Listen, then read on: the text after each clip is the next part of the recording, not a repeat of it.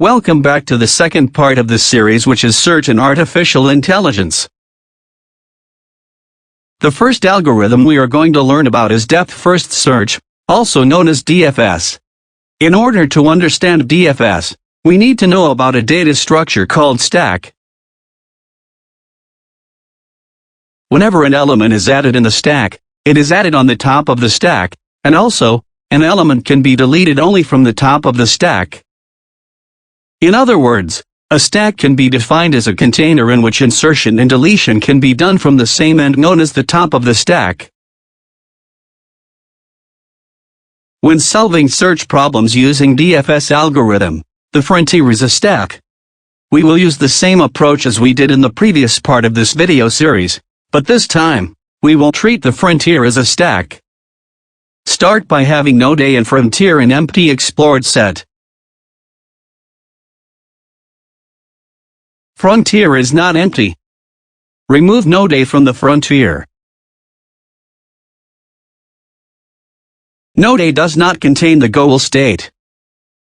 Add node A to the explored set. By expanding node A, we get node B as resulting node. Node B is not already in the frontier or the explored set. So add node B to the frontier. Frontier is not empty. Remove node B from the frontier. Node B does not contain the goal state. Add node B to the explored set. By expanding node B, we get nodes A, C and D as resulting nodes. Node A is already in the explored set while nodes C and D are not in the frontier or the explored set. So add only nodes C and D to the frontier.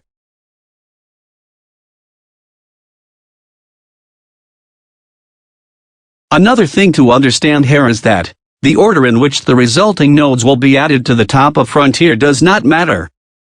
So we could have added node D to the top of frontier before node C. There is not a real preference here. Following any order, the only thing that matters in DFS is that whichever resulting node gets added to the frontier must be added to the top of it. It is because the frontier is a stack, so we have to follow the rules. Frontier is not empty. As the frontier is a stack, so we will remove the most recent node added to the frontier, or in other words, the node which is at the top of the frontier, which is D. Node D does not contain the goal state. Add node D to the explored set. By expanding node D, we get node F as resulting node. Node F is not already in the frontier or the explored set. Considering that our frontier is a stack, we will add node F to the top of the frontier.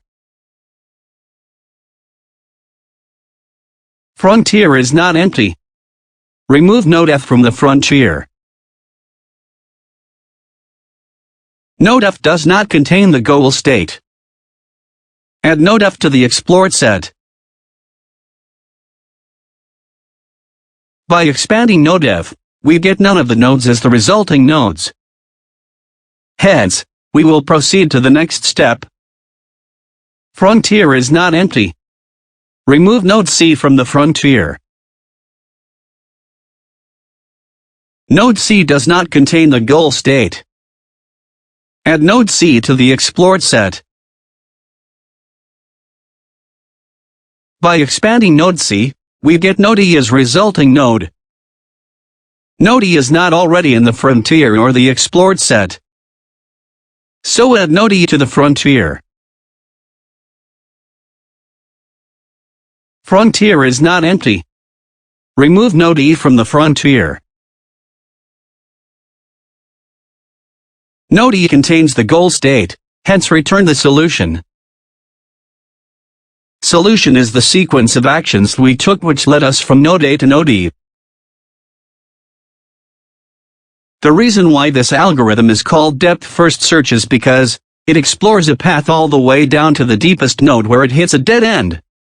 and then it backtracks until it finds an unexplored path and then explores that path in similar manner. This process continues recursively until the solution is found.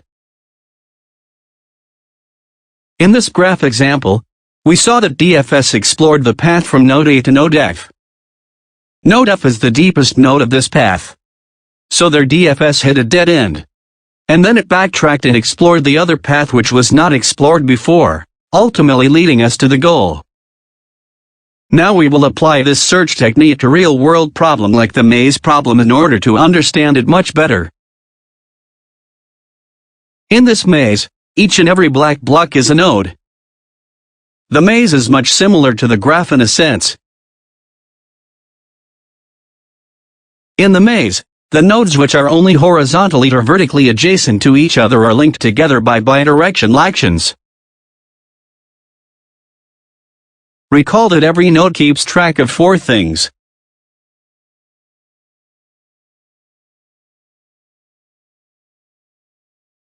In order to make it easier for us to visualize and understand the different maze problems, we will mark the nodes containing the initial state and the goal state with ing respectively. We need to find a path from node marked I to node marked G. We will visualize how DFS solves this problem using the approach we discussed earlier in this video. But this time, we will discuss it briefly. DFS will start exploring the path from the node which is marked I.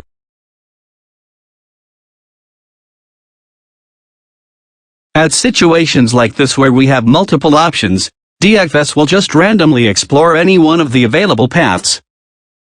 There is not a real preference as we discussed earlier.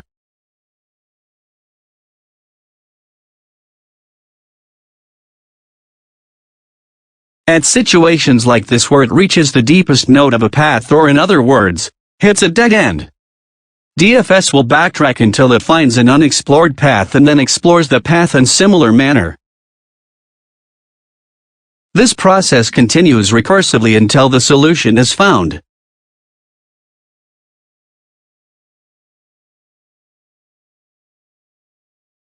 We see that there are some nodes which are left unexplored. In any particular search problem, the performance of any search algorithm depends upon the number of nodes left unexplored. It is because exploring a node requires computational power as well as time. So the greater the number of nodes left unexplored, the more suitable and effective an algorithm is to solve a particular search problem. In order to visualize the solution in a different style, let's fill those nodes which are linked to the solution with light green color.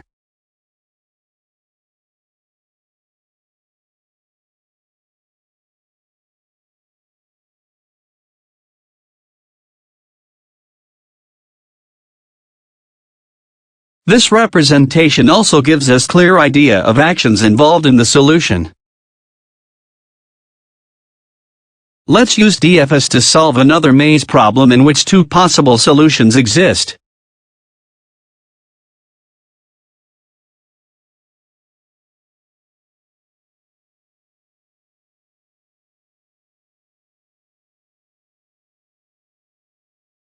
By observing this maze, we know that DFS has found us a solution, but that is not the optimal solution.